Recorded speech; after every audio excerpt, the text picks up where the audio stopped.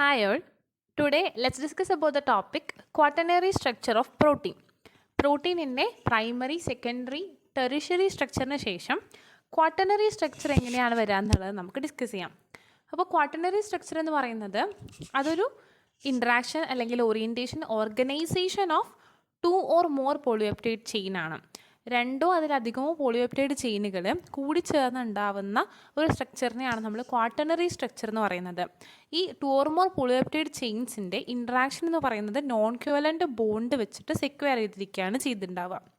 Multi stranded ആയിട്ടുള്ള അല്ലെങ്കിൽ multi unit functional പ്രോട്ടീനാണ് quaternary സ്ട്രക്ചറിൽ നമ്മൾ കാണുന്നത്. പ്രൈമറി സെക്കൻഡറി ടെറിഷറി സ്ട്രക്ചറുകളെല്ലാം എന്താണ്, സിംഗിൾ പോളിപെപ്റ്റൈഡ് ചെയിൻ വെച്ചിട്ടാണ് ഫോം ചെയ്തിട്ടുള്ളത്. എന്നാൽ ക്വാട്ടർണറി സ്ട്രക്ചറിൽ നമ്മൾ പറയുന്നത് മോർ ദാൻ വൺ ചെയിൻ അവിടെ ഇൻവോൾവ് ആവുന്നുണ്ട് എന്നുള്ളതാണ്. അപ്പോൾ ക്വാട്ടർണറി സ്ട്രക്ചറിൽ മൾട്ടി സ്ട്രാൻഡഡ് ആയിട്ടുള്ള പ്രോട്ടീൻ സ്ട്രക്ചറാണ്. അതുപോലെ തന്നെ മോർ ദാൻ വൺ ചെയിൻസ് അവിടെ ഇൻവോൾവ് ആവുന്നുണ്ട്. ഡിഫറെൻ്റ് ആയിട്ടുള്ള ചെയിനുകൾ കൂടി ചേർന്നിട്ടാണ് ക്വാട്ടർണറി സ്ട്രക്ചർ ഫോം ചെയ്തിട്ടുള്ളത്. അപ്പം അതിൽ മൾട്ടി സ്ട്രാൻഡഡ് ആയിട്ടുള്ള അങ്ങനെയുള്ള പ്രോട്ടീനിലെ ഡിഫറെൻറ്റ് കൈൻഡ്സിലുള്ള സബ് യൂണിറ്റുകൾ കാണാൻ പറ്റും. അപ്പം അതായത് ഡിഫറെൻ്റ് ആയിട്ടുള്ള പോളിപെപ്റ്റൈഡ് ചെയിനുകളിൽ ഓരോ ചെയിനെയും നമുക്ക് സബ് യൂണിറ്റ് ആയിട്ട് പറയാം. ആ സബ് യൂണിറ്റുകളൊക്കെ കൂടി ചേർന്നിട്ട് മൾട്ടി സ്ട്രാൻഡഡ് പ്രോട്ടീൻ ഫോം ചെയ്യുമ്പോൾ ആ സ്ട്രക്ചറിനെ നമുക്ക് മൾട്ടിമർ എന്ന് വിളിക്കാൻ പറ്റും. മൾട്ടിമർ എന്ന് പറയുന്നത് multi stranded protein with different kinds of sub unit. അങ്ങനെയുള്ള മൾട്ടിമറിൽ ഇപ്പോൾ ഇത് നോക്കുകയാണെന്നുണ്ടെങ്കിൽ ഈ ഒരു ഫിഗറിൽ ഇതൊരു മൾട്ടിമറാണ്. ഡിഫറെൻ്റ് ആയിട്ടുള്ള സബ് യൂണിറ്റുകൾ ഇവിടെ കാണാൻ പറ്റും. ഇതൊരു മൾട്ടിമറാണ്. ഈ മൾട്ടിമറുകളിൽ ഏതെങ്കിലും രണ്ട് സബ് യൂണിറ്റുകൾ ഐഡൻറ്റിക്കൽ ആണെങ്കിൽ അല്ലെങ്കിൽ ഏതെങ്കിലും രണ്ട് സബ് യൂണിറ്റുകൾ ഒരുപോലെയുള്ളതുണ്ടെങ്കിൽ അങ്ങനെയുള്ള മൾട്ടിമറിനെ വിളിക്കുന്ന പേരാണ് ഒലിഗോമർ എന്ന് പറയുന്നത്. ഇപ്പോൾ ഈ ഒരു ടെട്രാമർ എടുത്ത് നോക്കുകയാണെന്നുണ്ടെങ്കിൽ നമുക്ക് ഈ ബ്ലാക്ക് കളറിൽ കാണുന്ന ഈ രണ്ട് സബ് യൂണിറ്റുകൾ എന്താണ്, ഐഡൻറ്റിക്കലാണ്. അപ്പം അതുകൊണ്ട് നമുക്ക് ഇതിനെന്ത് പറയാം, ഒലിഗോമർ എന്ന് വിളിക്കാം. ഗ്രേ കളറിലുള്ള രണ്ട് സബ് യൂണിറ്റുകളും എന്താണ്, ഐഡൻറ്റിക്കലാണ്, ഒരുപോലെയുള്ളതാണ്. അതുകൊണ്ട് നമുക്ക് ഈ മൊത്തം പ്രോട്ടീനിനെ എന്തായിട്ട് പറയാം, ഒലിഗോമർ എന്ന് പറയാൻ പറ്റും. ഇപ്പോൾ ഒരു ഒലിഗോമറിലെ ഐഡൻറ്റിക്കൽ ആയിട്ടുള്ള സബ് യൂണിറ്റിനെ വിളിക്കുന്ന പേരാണ് പ്രോട്ടോമേഴ്സ് എന്ന്. അപ്പോൾ ഇതിൽ നമ്മൾ നോക്കുകയെന്ന് വെച്ചാൽ ഈ ടെട്രാമറിൽ ഇപ്പോൾ ബ്ലാക്ക് കളറിലുള്ള രണ്ട് സബ് യൂണിറ്റ്, ഇവ രണ്ട് സബ് യൂണിറ്റ് ഐഡൻറ്റിക്കലാണ്. അപ്പോൾ ഈ രണ്ട് സബ് യൂണിറ്റുകളെ ഒന്നിച്ച് ചേർത്ത് നമുക്ക് എന്ത് വിളിക്കാം, പ്രോട്ടോമേഴ്സ് എന്ന് വിളിക്കാം. ഗ്രേ ഷെയ്ഡുള്ള ഈ രണ്ടെണ്ണത്തിനെ നമുക്ക് നെക്സ്റ്റ് പ്രോട്ടോമേഴ്സ് എന്ന് വിളിക്കാം. അപ്പോൾ ഒലിഗോമേഴ്സിലെ ഐഡൻറ്റിക്കൽ സബ് യൂണിറ്റിനെ വിളിക്കുന്ന പേരാണ് പ്രോട്ടോമേഴ്സ്. ഇങ്ങനെയുള്ള പ്രോട്ടോമേഴ്സ് എങ്ങനെയാണ് അവരെ ഓർഗനൈസ് ചെയ്തിരിക്കുന്നത്, അവരെ ഒന്നിച്ച് ചേർത്ത് വെച്ചിട്ടുള്ളത് നോൺ ക്യുവലൻ്റ് ഇൻറ്ററാക്ഷൻസ് വഴിയാണ്. നമ്മുടെ ഹൈഡ്രജൻ ബോണ്ടുകൾ, ഇലക്ട്രോസ്റ്റാറ്റിക് അട്രാക്ഷൻസ്, ഹൈഡ്രോഫോബിക് ഇൻറ്ററാക്ഷൻ പോലുള്ള വീക്ക് നോൺ ക്യുവലൻ്റ് ഇൻറ്ററാക്ഷൻസ് വെച്ചിട്ടാണ് പ്രോട്ടോമേഴ്സൊക്കെ ഒന്നിച്ച് ചേർത്ത് വെച്ച് നമുക്കൊരു പ്രോട്ടീനിൻ്റെ ക്വാട്ടർണറി സ്ട്രക്ചർ ഫോം ചെയ്തിട്ടുള്ളത്. ഇപ്പോൾ ക്വാട്ടർണറി സ്ട്രക്ചർ എന്ന് പറയുമ്പോൾ നമ്മൾ പഠിക്കുന്ന എക്സാമ്പിൾസ് എന്ന് പറയുന്നത് ഹീമോഗ്ലോബിൻ, ഇമ്മ്യൂണോഗ്ലോബിൻസ്, അതുപോലെ തന്നെ കുറേ എൻസൈംസ് ഒക്കെ ഈ ഒരു ക്വാട്ടർണറി സ്ട്രക്ചറാണ് കാണിക്കുന്നത്. അതായത് ഒന്നിൽ കൂടുതൽ പ്രോട്ടീൻ ചെയിനുകൾ, പോളിപെപ്റ്റൈഡ് ചെയിനുകൾ കൂടി ചേർന്നിട്ടുള്ള സ്ട്രക്ചർ ഫോം ചെയ്യുന്നതാണ് ഹീമോഗ്ലോബിൻ, ഇമ്മ്യൂണോഗ്ലോബിൻസ്, മിനി എൻസൈംസ് എന്നൊക്കെ പറയുന്നത്. അപ്പോൾ അതിൽ എൻസൈംസിൻ്റെ എക്സാമ്പിൾ പറയുന്നത് പറഞ്ഞാൽ ക്രിയാറ്റിൻ ഫോസ്ഫറ്റേസ് എന്ന് പറഞ്ഞിട്ടുള്ള ആ ഒരു എൻസൈം ഡൈമറായിട്ടാണ് എക്സിസ്റ്റ് ചെയ്യുന്നത്. അപ്പോൾ അവിടെ എന്തുണ്ടായിരിക്കും, രണ്ട് പോളിപെപ്റ്റൈഡ് ചെയിൻസ് കാണാൻ പറ്റും. രണ്ട് സബ് യൂണിറ്റുകൾ കൂടി ചേർന്നിട്ടാണ് ക്രിയാറ്റിൻ ഫോസ്ഫറ്റേസ് ഫോം ചെയ്തിട്ടുള്ളത്. ലാക്റ്റിക് ആസിഡ് ഡീഹൈഡ്രോജനേസ് എന്ന് പറഞ്ഞിട്ടുള്ള എൻസൈം ടെട്രാമറാണ്. അതായത് 4 പോളിപെപ്റ്റൈഡ് ചെയിൻ കാണാൻ പറ്റും. ആസ്പെർട്ടിക് ആസിഡ് കാർബോമൈലേസ് എന്ന് പറയുന്നത് ഹെക്സാമറാണ്. 6 സബ് യൂണിറ്റ് അവിടെ കാണാൻ പറ്റും. അപ്പോൾ ഇതൊക്കെ എന്താണ്, മൾട്ടി സ്ട്രാൻഡഡ് ആയിട്ടുള്ള ക്വാട്ടർണറി സ്ട്രക്ചർ ഓഫ് പ്രോട്ടീൻസിന് എക്സാമ്പിളാണ്. അപ്പം അതിൽ ഹീമോഗ്ലോബിൻ നമ്മളിനി നെക്സ്റ്റ് പഠിക്കും. ഹീമോഗ്ലോബിനെ പറ്റി പറയുമ്പോൾ എന്താണ്, ഹീമോഗ്ലോബിൻ ഒരു ടെട്രാമറാണ്. അതായത് 4 സബ് യൂണിറ്റ് ഉണ്ട്. അതിൽ 2 പെയേഴ്സ് ഓഫ് പ്രോട്ടോമേഴ്സ് കാണാൻ പറ്റുന്നുണ്ട്. പ്രോട്ടോമേഴ്സ് എന്ന് പറഞ്ഞാൽ ഐഡൻറ്റിക്കൽ സബ് യൂണിറ്റ് ആണ്. അപ്പോൾ 2 പെയർ ഐഡൻറ്റിക്കൽ സബ് യൂണിറ്റ് അവിടെ കാണാൻ പറ്റും. ഈച്ച് ഫോം 2 പെപ്റ്റൈഡ് ചെയിൻ, ഓരോന്ന് 2 പെപ്റ്റൈഡ് ചെയിൻ ഫോം ചെയ്തിട്ടുണ്ട്. അപ്പം അതിൽ പ്രോട്ടോമേഴ്സിൽ 2 ഐഡൻറ്റിക്കൽ ആൽഫ ചെയിനും 2 ഐഡൻറ്റിക്കൽ ബീറ്റ ചെയിൻസും ഹീമോഗ്ലോബിൻ്റെ കേസിൽ കാണാം. നെക്സ്റ്റ് നമ്മൾ അതിൻ്റെ ഫിഗർ വെച്ച് എക്സ്പ്ലെയിൻ ചെയ്യുമ്പോൾ മനസ്സിലാവും. ആൻറ്റിബോഡി മോളിക്യൂൾസ് അല്ലെങ്കിൽ ഇമ്മ്യൂണോഗ്ലോബിൻസ് എന്ന് പറയുന്നത് ഒരു ടെട്രാമർ തന്നെയാണ്. 2 ഐഡൻറ്റിക്കൽ ആയിട്ടുള്ള ഹെവി ചെയിനും 2 ഐഡൻറ്റിക്കൽ ആയിട്ടുള്ള ലൈറ്റ് ചെയിനും നമുക്കതിൽ കാണാനായിട്ട് പറ്റും. അപ്പോൾ ഇത്രയാണ് ക്വാട്ടർണറി സ്ട്രക്ചറിനെ പറ്റി പറയാനായിട്ടുള്ളത്. നെക്സ്റ്റ് നമുക്ക് ക്വാട്ടർണറി സ്ട്രക്ചർ പഠിക്കാനായിട്ട് ഒരു എക്സാമ്പിൾ എടുക്കാം. അതാണ് ഹീമോഗ്ലോബിൻ എന്ന് പറയുന്നത്. ഹീമോഗ്ലോബിൻ നമുക്കറിയാം, റെഡ് കളറ് ബ്ലഡിന് കൊടുക്കുന്നത് ഹീമോഗ്ലോബിനാണ്. നമ്മുടെയൊക്കെ RBCയിൽ കാണുന്ന ബ്ലഡിലുള്ള ഒരു പ്രോട്ടീനാണ് ഹീമോഗ്ലോബിൻ എന്ന് പറയുന്നത്. ഹീമോഗ്ലോബിൻ്റെ മോളിക്കുലാർ വെയിറ്റ് എന്ന് പറയുന്നത് 65,450, 65,450 മോളിക്കുലാർ വെയിറ്റ് ഉള്ള ആ ഒരു വെയിറ്റ് കൺസിസ്റ്റ് ചെയ്യുന്ന ഒരു പ്രോട്ടീനാണ് ഹീമോഗ്ലോബിൻ എന്ന് പറയുന്നത്. ഒലിഗോമറിക് ആയിട്ടുള്ള പ്രോട്ടീനാണ്, കോൺജുഗേറ്റഡ് പ്രോട്ടീനാണ്. ഇവർക്ക് എന്തുണ്ട്, 4 പോളിപെപ്റ്റൈഡ് ചെയിൻ കാണാൻ പറ്റുന്നുണ്ട്. 4 പോളിപെപ്റ്റൈഡ് ചെയിൻ ഉള്ളത് കൊണ്ട് നമുക്ക് ഇവരെ നമുക്ക് ടെട്രാമർ എന്ന് വിളിക്കാം. നോൺ കോവലൻ്റ് ഇൻട്രാക്ഷൻസ് വെച്ചിട്ടാണ് അത് ഇൻട്രാക്ഷൻ നടക്കുന്നത്. അവർ തമ്മിൽ കൂട്ടി യോജിപ്പിക്കുന്നത് നോൺ കോവലൻ്റ് ഇൻട്രാക്ഷൻസ് ആണ്. ഹീമോഗ്ലോബിന് മയോഗ്ലോബിനെ പോലെ തന്നെ ഹീമോഗ്ലോബിനിൽ ഒരു ഹീം എന്ന് പറഞ്ഞിട്ടുള്ളൊരു പ്രോസ്തറ്റിക് ഗ്രൂപ്പ് ഉണ്ട്. ഹീം എന്ന് പറഞ്ഞാൽ എന്താണ്, അയൺ കണ്ടെയ്നിങ് ആയിട്ടുള്ള പോർഫൈറിൻ ഡെറിവേറ്റിംഗ് ആണ്. അതായത് അയൺ എന്ന് പറഞ്ഞിട്ടുള്ള ആറ്റം കാണാൻ പറ്റുന്ന ഒരു പോർഫൈറിൻ എന്ന് പറഞ്ഞിട്ടുള്ള സ്ട്രക്ചറിലാണ് എന്തിരിക്കുന്നത്, ഹീം എന്ന് പറഞ്ഞിട്ടുള്ള ഒരു ഗ്രൂപ്പ് എക്സിസ്റ്റ് ചെയ്യുന്നത്. അപ്പോൾ ഹീമോഗ്ലോബിൻ എന്ന് പറയുന്നത് ഒരുവിധം എല്ലാ വെർട്ടിബ്രേറ്റ്സിലും, അതായത് നമ്മുടെ പോലുള്ള ഓർഗാനിസംസിൽ വെർട്ടിബ്രേറ്റ്സിൽ എല്ലാവർക്കും ഹീമോഗ്ലോബിൻ കാണാൻ പറ്റും. ആർട്ടിക് ഫിഷ് ഒഴികെ ബാക്കി എല്ലാ വെർട്ടിബ്രേറ്റ്സിലും. അതുപോലെ തന്നെ ഇൻവെർട്ടിബ്രേറ്റ്സിൻ്റെ കേസിൽ എനിമൽ കിങ്ഡത്തിൽ വരുന്ന അനലിഡ്സ്, ആർത്രോപോഡ്സ്, മൊളസ്കിൻസിലൊക്കെ എന്ത് കാണാൻ പറ്റും, ഹീമോഗ്ലോബിൻ കാണാൻ പറ്റുന്നുണ്ട്. ഹീമോഗ്ലോബിൻ മോളിക്യൂൾസ് തന്നെ, പ്രോട്ടീൻസ് തന്നെ നമുക്ക് ഹ്യൂമൻ ബീയിങ്സിൽ ഡിഫറെൻറ്റ് കൈൻഡ്സിൽ കാണാൻ പറ്റുന്നുണ്ട്.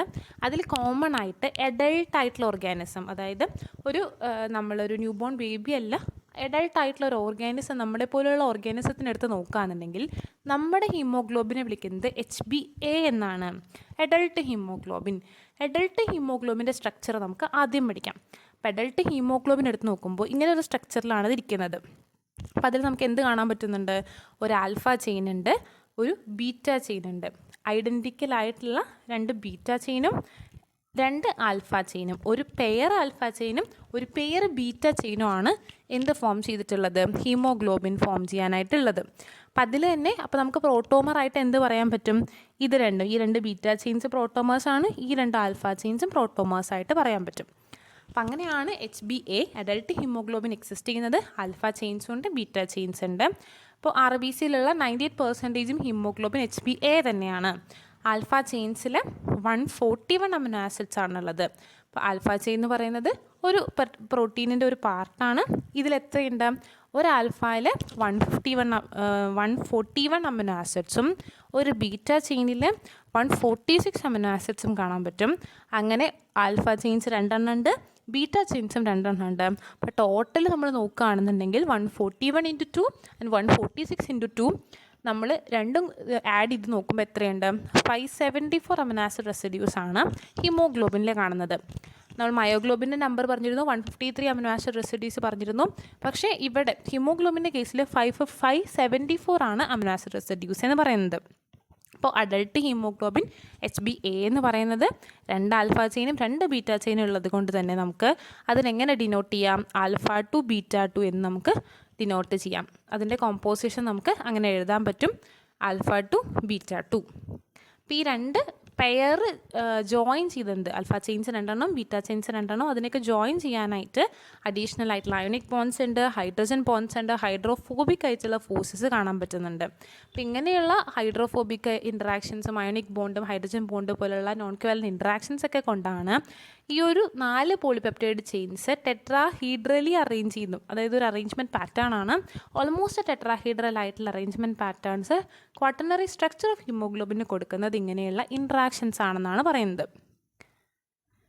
ഇത്രയും കാര്യങ്ങളാണ് ഹീമോഗ്ലോബിനെ പറ്റിയിട്ട് ജനറൽ ആയിട്ട് പറയുന്നത്. ഇനി ഹീമോഗ്ലോബിൻ്റെ നമുക്ക് 2 സ്റ്റേറ്റിൽ എക്സിസ്റ്റ് ചെയ്യാൻ പറ്റും, ടെൻസ് സ്റ്റേറ്റും റിലാക്സ്ഡ് സ്റ്റേറ്റും. ഇപ്പോൾ സ്ട്രക്ചറിൽ ക്വാട്ടർണറി സ്ട്രക്ചറിൽ വരുന്ന ചില വ്യത്യാസങ്ങൾ കാരണമാണ് T സ്റ്റേറ്റും R സ്റ്റേറ്റുമായിട്ട് മാറുന്നത്. അപ്പോൾ നോക്കിയേ, T സ്റ്റേറ്റിൻ്റെ പ്രത്യേകത എന്ന് വെച്ചിട്ടുണ്ടെങ്കിൽ ടെൻസ് സ്റ്റേറ്റാണ്.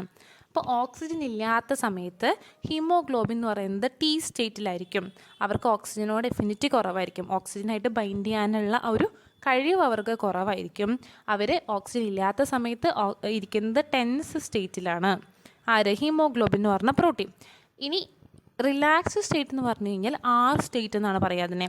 ആർ സ്റ്റേറ്റ് എന്ന് പറഞ്ഞാൽ ലൂസ്ലി അറേഞ്ച്ഡ് സ്റ്റേറ്റ് ആണ്, റിലാക്സ്ഡ് സ്റ്റേറ്റ് ആണ്. അവരുടെ ഓക്സിജനോടുള്ള എഫിനിറ്റി അവർക്ക് കൂടുതലാണ്, ഓക്സിജനോടുള്ള ഒരു താല്പര്യം കൂടുതലാണ്. സോ ഓക്സിജൻ ഉള്ള സമയത്ത് ഓക്സിജൻ റിലാക്സ്ഡ് സ്റ്റേറ്റിലാണ് ഇവിടെ വന്ന് ബൈൻഡ് ചെയ്യുന്നത്. അപ്പോൾ ടീന്നും ആർ സ്റ്റേറ്റിലേക്കും ആറിന്ന് ടി സ്റ്റേറ്റിലേക്കും ടീന്ന് ആറിലേക്ക് മാറുന്ന ഒരു ഷിഫ്റ്റ് എന്ന് പറയുന്നത് ഈ ഒരു ക്വാട്ടർണറി സ്ട്രക്ചറിൻ്റെ ഒരു പ്രത്യേകതയാണ്. ഇപ്പോൾ ഓക്സിജൻ ഇല്ലാത്ത സമയത്ത് ടി സ്റ്റേറ്റിലിരിക്കും, ഓക്സിജൻ വരുന്ന സമയത്ത് ഓക്സിജനോടുള്ള അഫിനിറ്റി കൂടും, അതായത് ഓക്സിജനോടുള്ള താല്പര്യം കൂടുമ്പോൾ അങ്ങനെ അവർ തമ്മിലുള്ള ബൈൻഡിങ് പാറ്റേൺ നടന്ന് അത് എന്തിലേക്ക് മാറും, ടി സ്റ്റേറ്റ് ആർ സ്റ്റേറ്റിലേക്ക് മാറും, ടെൻസ് സ്റ്റേറ്റിൽ നിന്ന് റിലാക്സ് സ്റ്റേറ്റിലേക്ക് മാറും എന്നുള്ളത് ഇതിൻ്റെ ക്വാട്ടർണറി സ്ട്രക്ചറിൻ്റെ പ്രത്യേകതയാണ്. അതും കൂടെ നോക്കാം ഹീമോഗ്ലോബിനെ പറ്റിയിട്ട്. അപ്പോൾ നമ്മൾ ജനറൽ സ്ട്രക്ചർ പറഞ്ഞു, ആൽഫ ടു ബീറ്റ ടു സ്ട്രക്ചറിലാണ് അറേഞ്ച് ചെയ്തിട്ടുള്ളത്. നെക്സ്റ്റ് പറയാനുള്ളത് ഹീം ഗ്രൂപ്പ് ഉണ്ടെന്നുള്ളതാണ്. സ്പെഷ്യൽ ടൈപ്പ് ഓഫ് ഗ്രൂപ്പാണ്, സ്പെഷ്യൽ ആയിട്ടുള്ള സ്ട്രക്ചറാണ് ഹീം ഗ്രൂപ്പിന് എക്സിസ്റ്റ് ചെയ്യുന്നത്.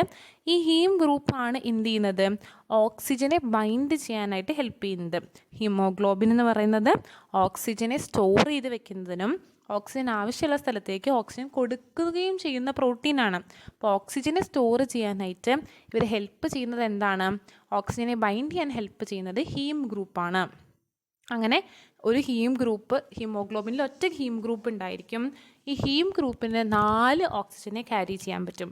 4 ഓക്സിജൻ മോളിക്യൂളിനെ അറ്റ് എ ടൈം ഒരു ഹീം ഗ്രൂപ്പിനെ ക്യാരി ചെയ്യാനായിട്ട് പറ്റും. ഇവരുടെ വേറൊരു പ്രത്യേകത, ഹീമോഗ്ലോബിൻ്റെ വേറൊരു പ്രത്യേകതയാണ് കോപ്പറേറ്റീവ് ബൈൻഡിങ് എന്ന് പറയുന്നത്. എന്താണ് കോപ്പറേറ്റീവ് ബൈൻഡിങ് എന്ന് വെച്ചിട്ടുണ്ടെങ്കിൽ, അതായത് ഒരു സബ് യൂണിറ്റിലേക്ക് 1 സബ് യൂണിറ്റ് ഓക്സിജനായിട്ട് ബൈൻഡ് ചെയ്ത് കഴിഞ്ഞാൽ പിന്നെ വേറെ സബ് യൂണിറ്റിലേക്ക് ഓക്സിജൻ ബൈൻഡ് ചെയ്യുന്നത് കുറച്ചുകൂടി എളുപ്പമായിരിക്കും. അതായത് ഹീമോഗ്ലോബിനെ നമുക്ക് ഹീം ഗ്രൂപ്പ് ഉണ്ടെന്ന് പറഞ്ഞു, 4 ഓക്സിജനെ ബൈൻഡ് ചെയ്യാൻ പറ്റും. ആദ്യത്തെ ഒരു സബ് യൂണിറ്റ് ഒരു ഓക്സിജനെ ബൈൻഡ് ചെയ്യുന്നു.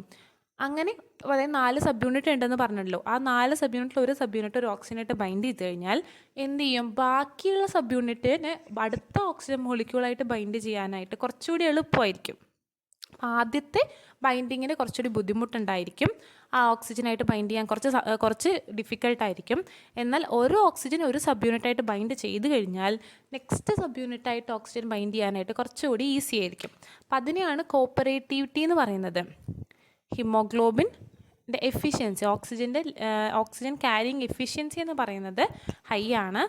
ലങ്സിലേക്ക് നമ്മളത് എന്താ പറയുക, ഓക്സിജനെ ലങ്സിൽ നിന്ന് ക്യാരി ചെയ്യാനായിട്ടും ആവശ്യമുള്ള ടിഷ്യൂസിലേക്ക് ഓക്സിജനെ റിലീസ് ചെയ്യാനായിട്ടും ഈ ഒരു കപ്പാസിറ്റി വെച്ചിട്ട് പറ്റുന്നു. ഇതിൻ്റെ ക്വാട്ടർണറി സ്ട്രക്ചറിൻ്റെ ഇമ്പോർട്ടൻസും അത് തന്നെയാണ്. അപ്പോൾ ആവശ്യമുള്ള സമയത്ത് ഓക്സിജനെ എടുക്കാനും അതുപോലെ തന്നെ ഓക്സിജൻ ക്രൂഷ്യലായിട്ടുള്ള സ്ഥലങ്ങളിലേക്ക് ഹീമോഗ്ലോബിൻ എന്ത് ചെയ്യുന്നു, ബോഡിയിലേക്ക് ഓക്സിജൻ എഫിഷ്യൻ്റായിട്ട് ബോഡിയിലേക്ക് ഓക്സിജനെ ട്രാൻസ്പോർട്ട് ചെയ്യാനായിട്ട് ഈ ഒരു ഹീമോഗ്ലോബിൻ ഹെൽപ്പ് ചെയ്യുന്നുണ്ട്. അതാണ് ഹീമോഗ്ലോബിൻ്റെ ക്വാട്ടർണറി സ്ട്രക്ചറിൻ്റെ ഇമ്പോർട്ടൻസ്. ടെൻസ് സ്റ്റേറ്റിൽ നിന്ന് റിലാക്സ്ഡ് സ്റ്റേറ്റിലേക്ക് മാറി ഓക്സിജനിലെ ബൈൻഡ് ചെയ്യാനും അതുപോലെ തന്നെ ആവശ്യമുള്ള സ്ഥലത്തേക്ക് ഓക്സിജനെ ഡിഫ്യൂഷൻ നടത്താനും നമുക്ക് എന്ത് ഹെൽപ്പ് ചെയ്യുന്നുണ്ട്, ഈ ഒരു ക്വാട്ടർണറി സ്ട്രക്ചർ ഹെൽപ്പ് ചെയ്യുന്നു. അപ്പോൾ നമ്മൾ അഡൾട്ട് ഹീമോഗ്ലോബിനെ പറ്റിയിട്ട് പഠിച്ചു. ഇനി നമുക്ക് പഠിക്കാനുള്ളത് ഫീറ്റൽ ഹീമോഗ്ലോബിനെ പറ്റിയിട്ടാണ്. ഫീറ്റൽ ഹീമോഗ്ലോബിൻ എന്ന് പറയുന്നത് ഒരു സ്പെഷ്യലൈസ്ഡ് ഫോം ഓഫ് ഹീമോഗ്ലോബിനാണ്. ഇത് മെയിനായിട്ട് കാണുന്നത് ഫീറ്റസിലും ന്യൂ ബോൺ ബേബീസിലാണ്. അതായത് ഇപ്പോൾ ജനിച്ചിട്ടുള്ള കുഞ്ഞു കുട്ടികളിലും അതുപോലെ തന്നെ അമ്മയുടെ യൂട്രസിൽ കിടക്കുന്ന ഫീറ്റസിലും കാണുന്ന ടൈപ്പ് ഓഫ് ഹീമോഗ്ലോബിനാണ് ഫീറ്റൽ ഹീമോഗ്ലോബിൻ. ഇവരുടെ മെയിൻ ഫങ്ഷൻ എന്ന് പറഞ്ഞു കഴിഞ്ഞാൽ അമ്മയുടെ ബ്ലഡിൽ നിന്നും ഫീറ്റസിലേക്ക് പ്രഗ്നൻസിയുടെ സമയത്ത് ഓക്സിജനെ എത്തിക്കുക എന്നുള്ളതാണ് ഫീറ്റൽ ഹീമോഗ്ലോബിൻ ചെയ്യുന്നത്. അപ്പോൾ ഹീമോഗ്ലോബിൻ്റെ പ്രൈമറി ഫങ്ഷൻ തന്നെ ഓക്സിജനെ ട്രാൻസ്പോർട്ട് ചെയ്യുക എന്നുള്ളത് തന്നെയാണ് ഫീറ്റൽ ഹീമോഗ്ലോബിനും ചെയ്യുന്നത്. പക്ഷേ HbF എന്ന് പറഞ്ഞിട്ടുള്ള ഫീറ്റൽ ഹീമോഗ്ലോബിന് ഒരു HbAയിൽ നിന്നും കുറച്ച് സ്ട്രക്ചറൽ ഡിഫറൻസുകളുണ്ട്. HbA അല്ലെങ്കിൽ അഡൾട്ട് ഹീമോഗ്ലോബിൻ 4 സബ് യൂണിറ്റ് ഉണ്ട് നമ്മൾ പറഞ്ഞു, ആൽഫ 2ഉം ബീറ്റ 2ഉം. ഇവിടെ HbFൻ്റെ പ്രത്യേകത, ഇവിടെയും 4 സബ് യൂണിറ്റ് ഉണ്ട്. പക്ഷേ സിമിലർ ആയിട്ടുള്ള 2 സബ് യൂണിറ്റുകൾ ആൽഫ സബ് യൂണിറ്റുകളും നെക്സ്റ്റ് ഉള്ളത് 2 ബീറ്റ സബ് യൂണിറ്റുകളാണ്. ബീറ്റ സബ് യൂണിറ്റുകൾക്ക് പകരം ഇവിടെ കാണുന്നത് ഗാമ സബ് യൂണിറ്റുകളാണ്. ഫീറ്റൽ ഹീമോഗ്ലോബിനിൽ ആൽഫ സബ് യൂണിറ്റും ഗാമ സബ് യൂണിറ്റാണ് കാണുന്നത്, ബീറ്റ അല്ല കാണുന്നത്. എന്നാൽ അഡൾട്ട് ഹീമോഗ്ലോബിനിൽ കാണുന്നത് എന്താണ്? ബീറ്റയാണ്. അപ്പോൾ ഇവിടെ കൊടുത്തിട്ടുള്ളത് അഡൾട്ട് ഹീമോഗ്ലോബിനാണ്. ഇത് റെഡ് കളർ കൊടുത്തിട്ടുള്ളത് 2 ആൽഫ സബ് യൂണിറ്റും ബ്ലൂ കൊടുത്തിട്ടുള്ളത് 2 ബീറ്റ സബ് യൂണിറ്റാണ്. എന്നാൽ ഫീറ്റൽ ഹീമോഗ്ലോബിനിൽ ഇതേപോലെ തന്നെ 2 ആൽഫ സബ് യൂണിറ്റ് ഉണ്ട്. പക്ഷേ ബീറ്റയ്ക്ക് പകരം എന്താണ്? പിങ്ക് കളറിൽ ഇവിടെ കൊടുത്തിട്ടുള്ളത് ഗാമ സബ് യൂണിറ്റാണ്. 2 ഗാമ സബ് യൂണിറ്റും 2 ആൽഫ സബ് യൂണിറ്റും ആണ് HbF കാണുന്നത്, അല്ലെങ്കിൽ ഫീറ്റൽ ഹീമോഗ്ലോബിനിൽ കാണുന്നത്. ആൽഫ 2 ഗാമ 2 എന്നാണ് നമ്മളതിനെ ഡിനോട്ട് ചെയ്യുന്നത്. ഈ ഫീറ്റൽ ഹീമോഗ്ലോബിൻ അഡൾട്ട് ഹീമോഗ്ലോബിനിൽ നിന്ന് എങ്ങനെയാണ് ഡിഫറൻ്റ് ആയിരിക്കുന്നത്? ഇവർക്ക് കുറച്ചുകൂടി ഓക്സിജനോടുള്ള എഫിനിറ്റി കൂടുതലാണ്, കുറച്ചുകൂടി ഓക്സിജനോടുള്ള അട്രാക്ഷൻ ഇവർക്ക് കൂടുതലാണ്. അപ്പോൾ നമ്മുടെ അഡൾട്ട് ഹീമോഗ്ലോബിൻ ഓക്സിജനുമായിട്ട് ബൈൻഡ് ചെയ്യുന്നതിനേക്കാൾ ഫാസ്റ്ററായിട്ടും സ്പീഡിൽ എന്ത് ചെയ്യുന്നുണ്ട്? ഈ ഫീറ്റൽ ഹീമോഗ്ലോബിൻ ഓക്സിജനായിട്ട് ബൈൻഡ് ചെയ്യുന്നുണ്ട്. അതെന്തിനു വേണ്ടിയിട്ടായിരിക്കും? കാരണം ഒരു ഫീറ്റസ് യൂട്രസിൽ അമ്മയുടെ വയറ്റിൽ കിടക്കുമ്പോൾ, അമ്മയുടെ യൂട്രസിൽ കിടക്കുമ്പോൾ അവർക്ക് ഓക്സിജനെ എക്സ്ട്രാക്ട് ചെയ്തെടുക്കണം. അമ്മയുടെ പ്ലാസൻ്റ വഴി ഓക്സിജനെ എക്സ്ട്രാക്ട് ചെയ്തെടുക്കണം. ഓക്സിജൻ്റെ കോൺസെൻട്രേഷൻ ലങ്സിലാണ് എപ്പോഴും കൂടുതലുണ്ടാവുക, പ്ലാസൻ്റയിൽ ബ്ലഡിൽ അധികം ഉണ്ടാവണമെന്നില്ല. അപ്പം അതുകൊണ്ട് തന്നെ കുറച്ച് എമൗണ്ട് ഓക്സിജൻ കിട്ടിക്കഴിഞ്ഞാലും പെട്ടെന്ന് അതിനെ അട്രാക്ട് ചെയ്ത് അതിനെ എക്സ്ട്രാക്ട് ചെയ്ത് നമ്മുടെ ബേബിക്ക് ആവശ്യമായിട്ടുള്ള ഓക്സിജൻ എടുക്കണം. അതിന് വേണ്ടിയിട്ടാണ് ഫീറ്റൽ ഹീമോഗ്ലോബിനായിട്ട് ഹെൽപ്പ് ചെയ്യുന്നത്. ഇവരുടെ ഫിസിയോളജിക്കൽ റൂളും അതുതന്നെയാണ്. നമ്മുടെ ഫീറ്റസിന് വേണ്ടിയിട്ടുള്ള സഫീഷ്യൻ്റ് ആയിട്ടുള്ള ഓക്സിജൻ കൊടുക്കുക, ഡെവലപ്പിംഗ് ആയിട്ടും ഡെവലപ്മെൻറ്റിനും ഗ്രോത്തിനും വേണ്ടിയിട്ടുള്ള സഫീഷ്യൻ്റ് ഓക്സിജൻ കൊടുക്കുക എന്നുള്ളതാണ് HbFൻ്റെ ഒരു മെയിൻ ഫങ്ഷൻ എന്ന് പറയുന്നത്. സപ്ലൈ ചെയ്യുന്ന ഓക്സിജൻ സപ്ലൈ ത്രൂ പ്ലാസൻ്റ നടക്കുന്നത് HbFൻ്റെ ഹെൽപ്പോട് കൂടിയിട്ടാണ്. അങ്ങനെയാണ് ഒരു വൂമ്പിൽ അമ്മയുടെ യൂട്രസിലെ കുട്ടിക്ക് വളരെ സമാധാനമായിട്ട് വളരാൻ വേണ്ടിയിട്ടുള്ള ഡെവലപ്മെൻറ്റ് പാറ്റേണിന് വേണ്ടിയിട്ടുള്ള ഒരു സൗകര്യം ഒരുക്കി കൊടുക്കുന്നത് HbF ആണ്. അപ്പോൾ ഇങ്ങനെയാണ് അവരുടെ പാറ്റേൺ വരുന്നത്. മയോഗ്ലോബിനും ഹീമോഗ്ലോബിനും നമ്മൾ നോക്കുകയാണെന്നുണ്ടെങ്കിൽ മയോഗ്ലോബിനിലും ഹീമോഗ്ലോബിനിലും കോമൺ ആയിട്ട് എന്ത് കാണാൻ പറ്റുന്നുണ്ട്? ഹീം ഗ്രൂപ്പ് കാണാൻ പറ്റുന്നുണ്ട്. ഹീമോഗ്ലോബിനിലും ഹീം ഗ്രൂപ്പ് എക്സിസ്റ്റ് ചെയ്യുന്നുണ്ട്. പോർഫൈറിൻ റിങ് വെച്ചിട്ടുള്ള പ്രോട്ടോ പോർഫൈറിൻ റിങ് ആയിട്ടാണ് ഹീം എക്സിസ്റ്റ് ചെയ്യുന്നത്.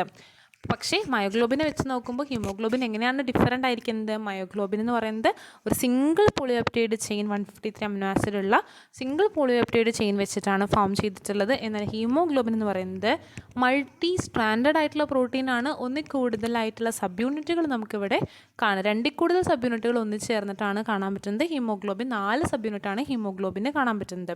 ഇത് കൊടുത്ത പോലെ 2 ആൽഫ സബ് യൂണിറ്റും 2 ബീറ്റ സബ് യൂണിറ്റും നമുക്കിവിടെ കാണാൻ പറ്റുന്നുണ്ട്. ടെട്രാമറായിട്ടാണ് എക്സിസ്റ്റ് ചെയ്യുന്നത്. അപ്പോൾ ഇത്രയും കാര്യങ്ങളാണ് ക്വാട്ടർണറി സ്ട്രക്ചറിൽ നമുക്ക് പഠിക്കാനുള്ളത്. ക്വാട്ടർണറി സ്ട്രക്ചർ എന്ന് പറഞ്ഞാൽ മൾട്ടി സ്ട്രാൻഡഡ് ആയിട്ടുള്ള 2 പോളിപെപ്റ്റൈഡ് ചേർന്നിട്ടുള്ള സ്ട്രക്ചറാണ്. അങ്ങനെയാണ് അത് ഒലിഗോമർ ഫോം ചെയ്യുന്നത്. എന്താണ് പ്രോട്ടോമേഴ്സ് എന്നൊക്കെ നമ്മൾ ഡിസ്കസ് ചെയ്തു. അതുപോലെ തന്നെ ഹീമോഗ്ലോബിൻ്റെ സ്ട്രക്ചർ വെച്ച് പറയുമ്പോൾ എങ്ങനെയാണ് അഡൾട്ട് ഹീമോഗ്ലോബിൻ എക്സിസ്റ്റ് ചെയ്യുന്നത്, ആൽഫ 2 ബീറ്റ 2 സ്ട്രക്ചർ എങ്ങനെയാണ് എക്സിസ്റ്റ് ചെയ്യുന്നത്, അതുപോലെ തന്നെ എങ്ങനെയാണ് ഫീറ്റൽ ഹീമോഗ്ലോബിൻ എക്സിസ്റ്റ് ചെയ്യുന്നത്, ആൽഫ 2 ഗാമ 2. അതുപോലെ തന്നെ 2 സ്റ്റേറ്റ് ഉണ്ട് ഹീമോഗ്ലോബിന്, ടെൻസ് സ്റ്റേറ്റും റിലാക്സ്ഡ് സ്റ്റേറ്റും. കോപ്പറേറ്റീവ് ബൈൻഡിങ് പാറ്റേൺ എന്താണെന്ന് പറഞ്ഞു. ആ ക്വാട്ടർണറി സ്ട്രക്ചറിൻ്റെ ഇമ്പോർട്ടൻസും നമ്മൾ എക്സ്പ്ലെയിൻ ചെയ്തു. ഇത്രയും കാര്യങ്ങളാണ് നമ്മൾ എന്തിൽ വരുന്നത്? പ്രോട്ടീൻ സ്ട്രക്ചറിൽ പറയുന്നത്. Primary structure, secondary structure, quaternary tertiary structure and quaternary structure. അതിൽ ടെറിഷറി സ്ട്രക്ചർ നമ്മൾ എക്സാമ്പിൾ പഠിച്ചത് മയോഗ്ലോബിൻ ആയിരുന്നു. ക്വാട്ടർണറി സ്ട്രക്ചറിൽ എക്സാമ്പിളായിട്ട് പഠിച്ചത് ഹീമോഗ്ലോബിൻ ആണ്. അപ്പോൾ ഇത്രയും കാര്യങ്ങളാണ് പ്രോട്ടീൻ സ്ട്രക്ചറിൽ നമുക്ക് പഠിക്കാനുള്ളത്. Thank you.